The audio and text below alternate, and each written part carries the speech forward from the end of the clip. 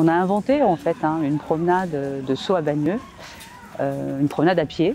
On a défini finalement une géographie qui est un vrai point commun aux deux villes.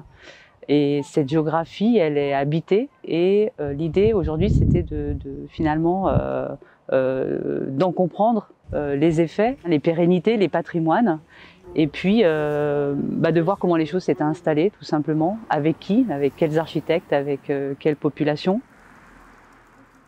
Sceaux, c'est un musée, c'est un vrai musée en plein air, d'une période constructive, notamment sur le lotissement du parc de Sceaux, d'une période qui s'étend des années 30 aux années 60 et qui sont autant de petits manifestes aussi sur l'art de bâtir, des architectures et des architectes qui n'ont pas peur de s'emparer en fait de nouvelles techniques et de re-questionner aussi beaucoup de codes académiques ou traditionnels. Je pourrais vous parler de la maison Lursa puisqu'elle était un petit peu emblématique, elle était notre point de départ puisque la ville de Sceaux a un très beau projet finalement de valorisation de ce lieu.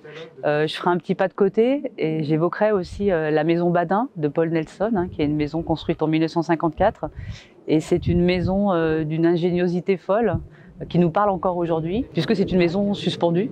Elle est tout à fait propice à une réflexion sur comment on s'installe dans un site, comment on s'installe dans un paysage. Et c'est ça aussi le patrimoine. Comprendre le paysage, c'est savoir se situer. Et ça, c'est quelque chose de très important. Savoir se situer, c'est comprendre où l'on est et comprendre qui on est. Et je crois qu'en fait, toute la journée, on a parlé de ça, en fait. On a parlé d'identité du territoire, mais on a parlé aussi de nos identités à nous.